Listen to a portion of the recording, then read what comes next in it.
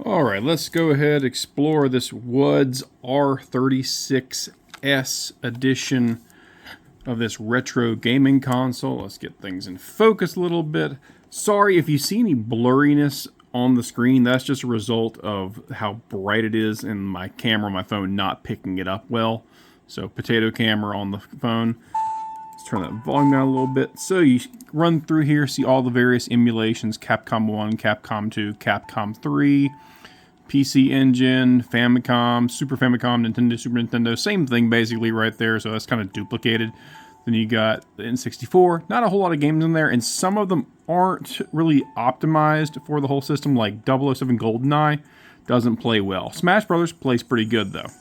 Then you got the Game Boy, obviously. You got Game Boy Color, Game Boy Advance, Nintendo DS is on here. I'll show you how that works in just a moment. And then we get over to the Sega Drive. We got a few Dreamcast games, not many, just a few. Crazy Taxi, a few others. Game Gear, got quite a few games on that one. Neo Geo, PlayStation, which is going to be not a lot of games. I think like again, like 1920, just not a huge amount. PSP, 16 games, and various ports. So let's go ahead and take a look at the DS and what that's all involved. The easiest thing to do with the DS is throw in a Pokemon game, just because we can show you what it looks like when you actually, because obviously here is one screen and it's not a touch screen.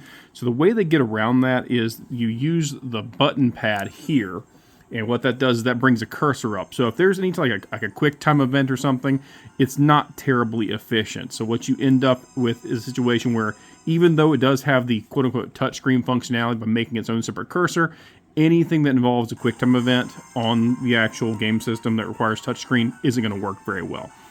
So let's go ahead and take a look at that. And these buttons in the back are how we're going to actually change how the appearance looks. So obviously only one screen here, right? So we got to fix that. So how do we do it? Hit the button. That's the two screens. So that's the bottom screen right there. That's the top screen. And we can actually see both screens now. But it does shrink it down, guys. So it's pretty small. So like that's my little low profile card wallet.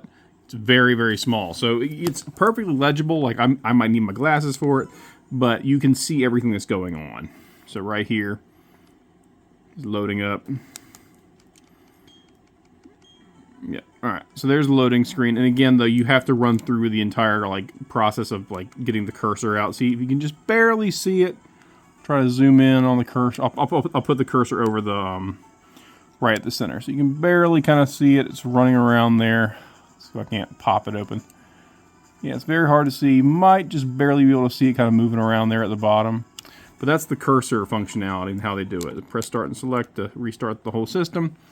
And yeah, so that's how wuds does the DS emulation for the R36s. It's not perfect because, again, QuickTime events aren't going to work well for it, but you will be able to use it for like slower paced games that don't like rely on that functionality as much. So yeah, there you go.